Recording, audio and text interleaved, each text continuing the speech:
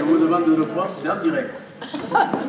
Alors, je vais d'abord chercher à vous expliquer pourquoi j'accompagne notre ami Sibé. Eh bien, c'est tout simple, parce qu'en tant qu'élu de la communauté de communes du Val-de-Leyre, en tant que membre du pays, de la bassin d'Arcachon-Val-de-Leyre, en tant que maire de Saint-Magne, eh bien, on se retrouve à avoir changé de circonscription sans s'en être aperçu. Nous sommes dans la 9. Il est le représentant de la 9. Alors, eh bien, la première raison pour laquelle je le soutiens, c'est parce qu'il a le mérite de penser à nous, et nous on va penser à lui, hein, au motif que finalement, si je faisais le tour, parmi vous, il y en a encore 99 sur 100, je considère que nous sommes 100, qui sont encore ancrés sur la 8e circonscription. Eh bien non, depuis les élections présidentielles, premier changement, nous sommes dans la 9e circonscription.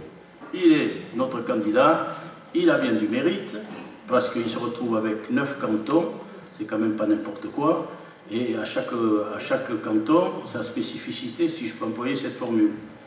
Mais en revanche, il présente un avantage certain à mes yeux, c'est qu'au moins, il n'aura pas quelques arrière-pensées ou quelques souvenirs concernant la campagne qui a eu lieu il y a tant d'années, hein, en 8e circonscription, impeccable, si ça continue, je vais chanter. Et donc, au demeurant, c'est un homme neuf, À l'extrême, certains d'entre vous auront peut-être fait comme moi, se demander pourquoi quelqu'un qui a connu une pleine réussite professionnelle, des beaux enfants, qui a tout pour lui, qu'est-ce qu'il vient faire dans cette galère? Eh bien, il vous l'expliquera tout à l'heure, parce que moi, je ne suis pas là pour vous parler de son programme. Je l'ai entendu, je l'ai écouté, je l'ai trouvé très bien, je l'ai trouvé honnête.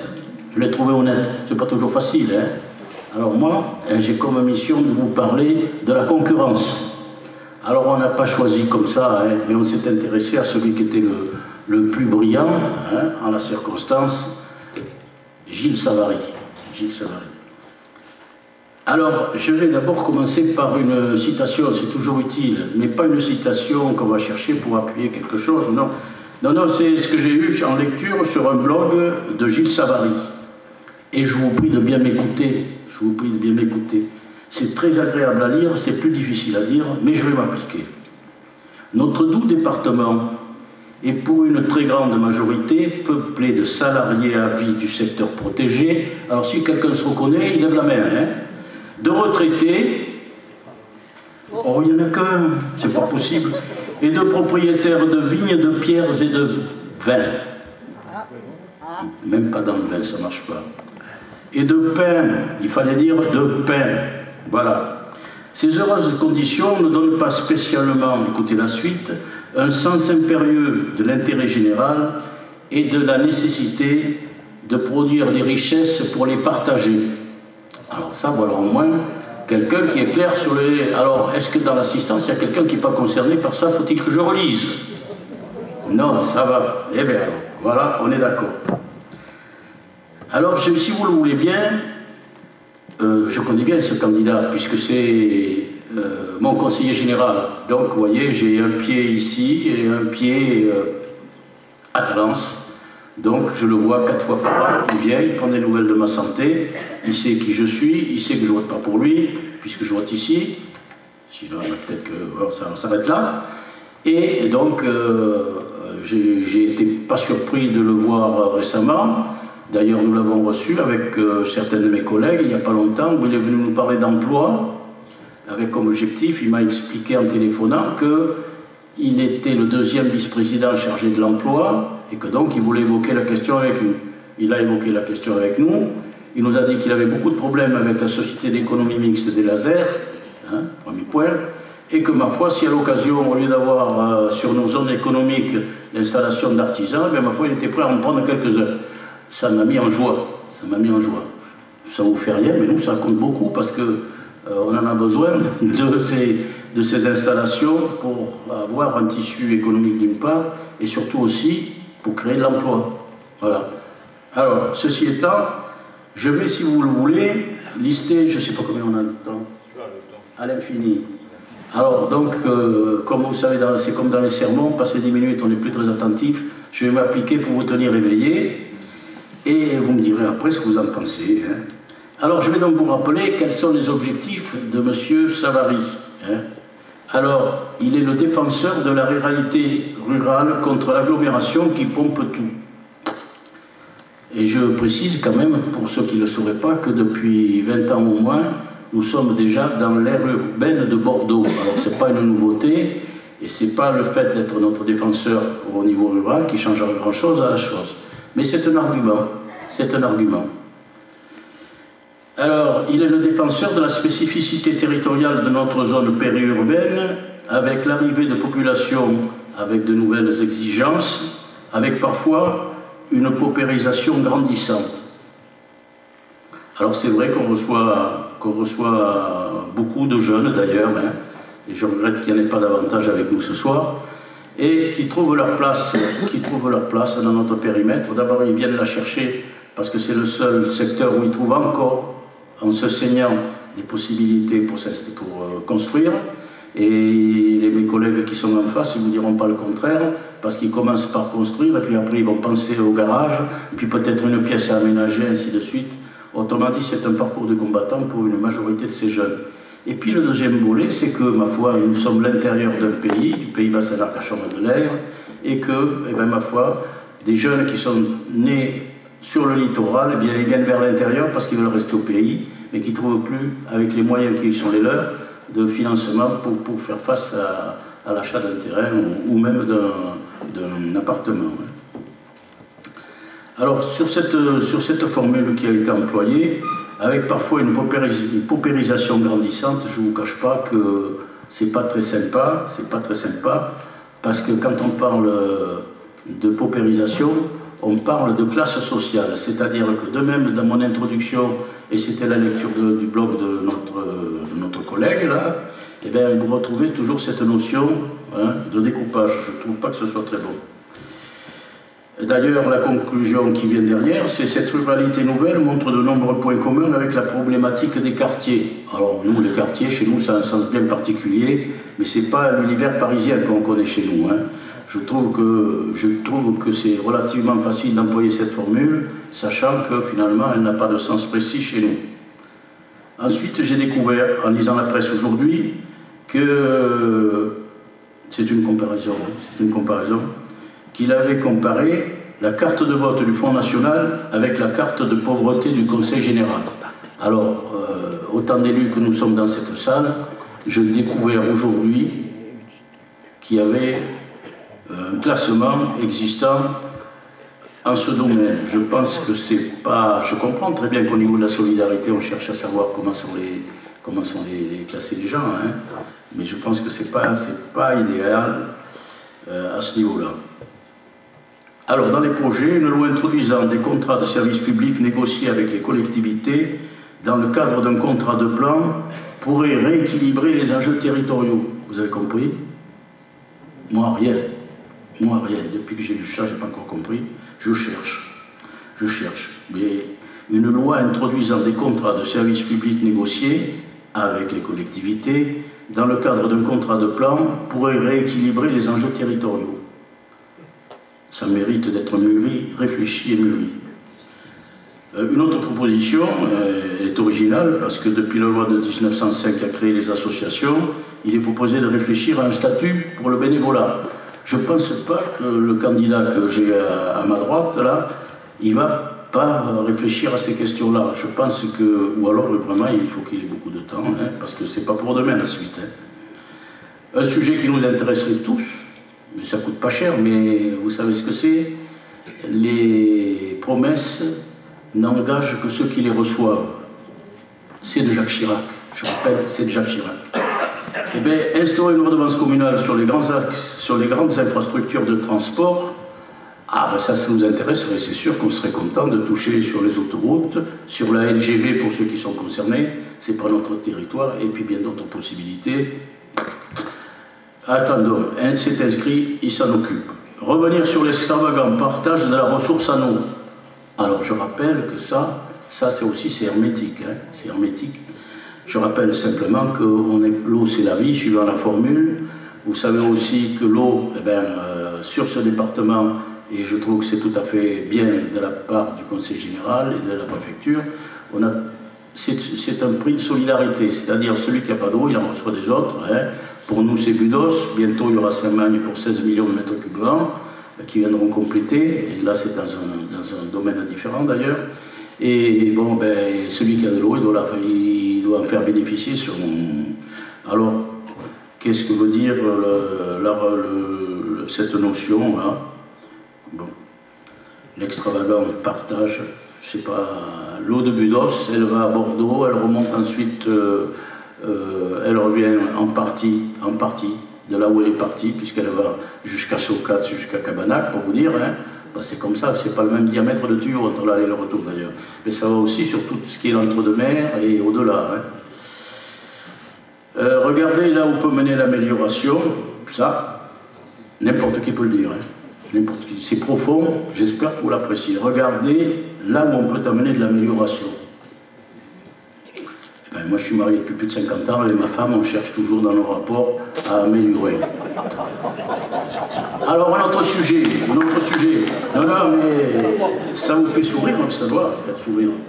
Mais c'est quand même un peu fort ça, parce que moi j'ai pas besoin d'un député pour arriver à ça, puisque moi j'irai avec ma femme. Alors, la défense, viticulture et sylviculture. Alors, si vous voulez, je vous renvoie à la page précédente. Hein, et je relis.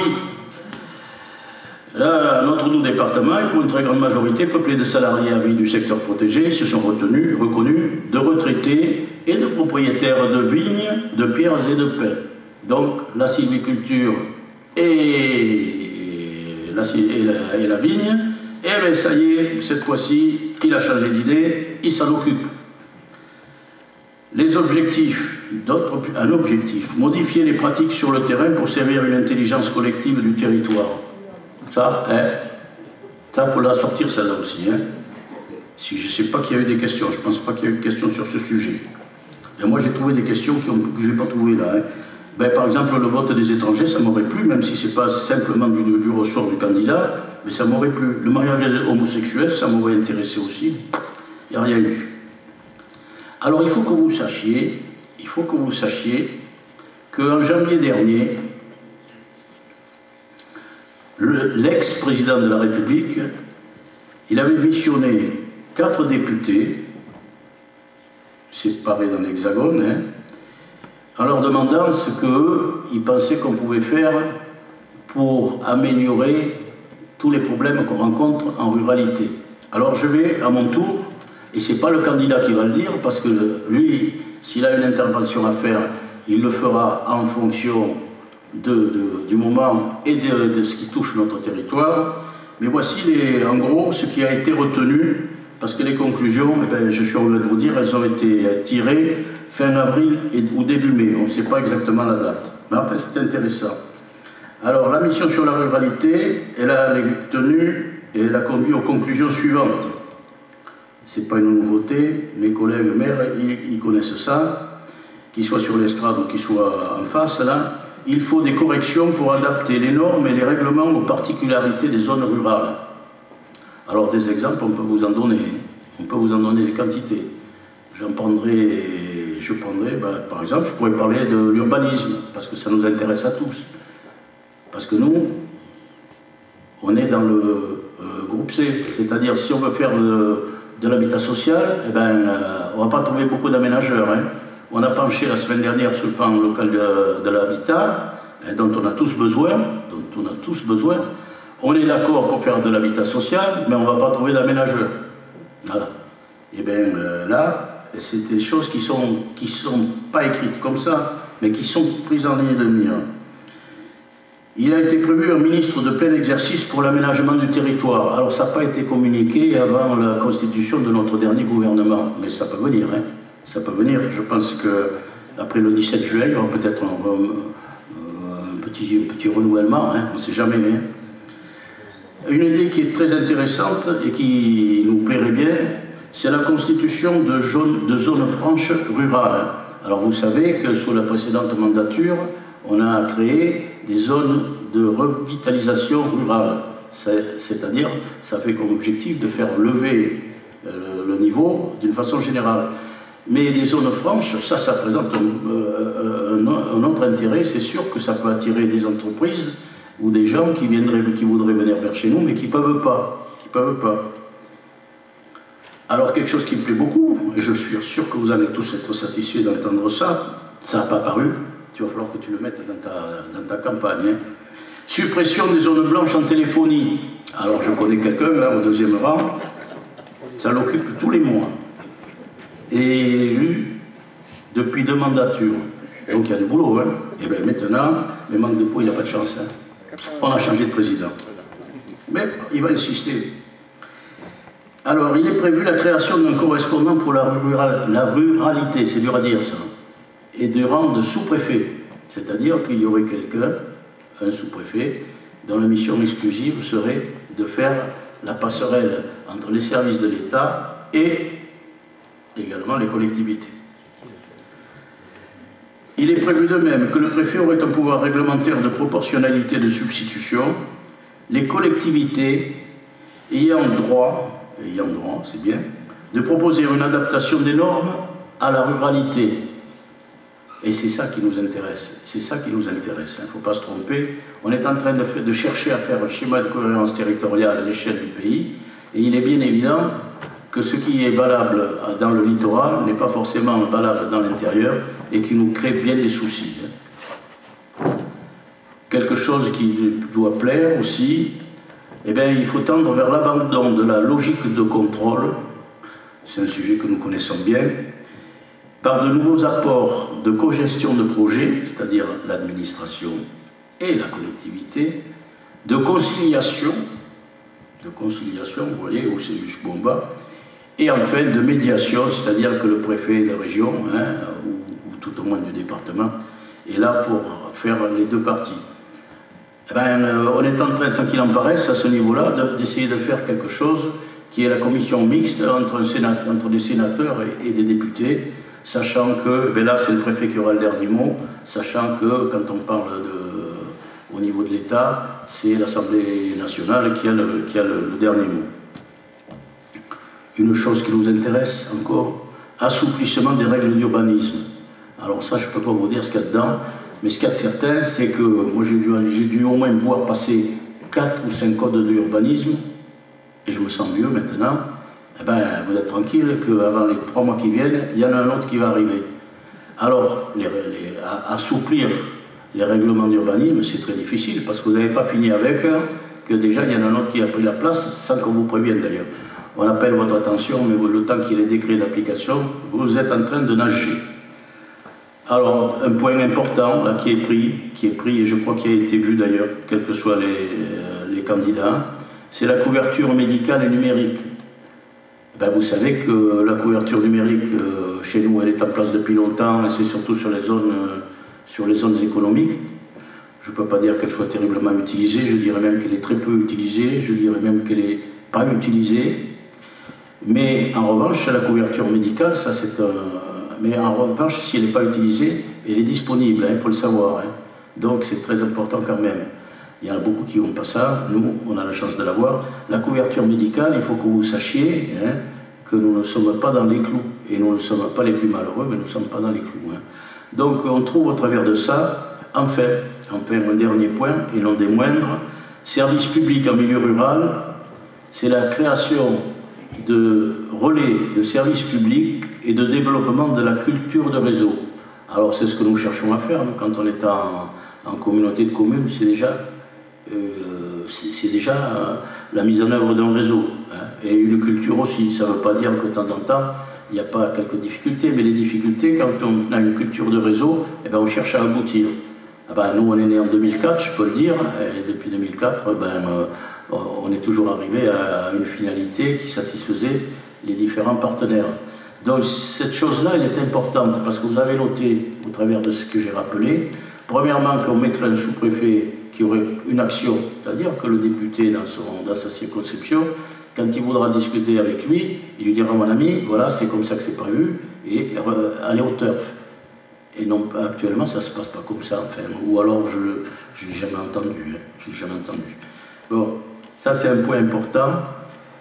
La question, il ne faut pas oublier qu'ensuite, dans la proposition qui était faite, eh bien, c'est le préfet qui prend un pouvoir important, et qu'il a un pouvoir avec une gradation, bien sûr, il ne pourra pas faire n'importe quoi, mais enfin, on considère que les normes qui sont d'application ne peuvent pas s'appliquer systématiquement pour nous.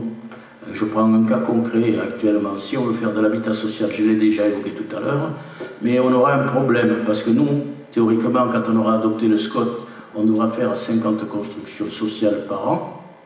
50, c'est beaucoup. Et que, quand vous le divisiez déjà par 5, en admettant qu'on soit tous égaux en population, ça devient déjà plus difficile.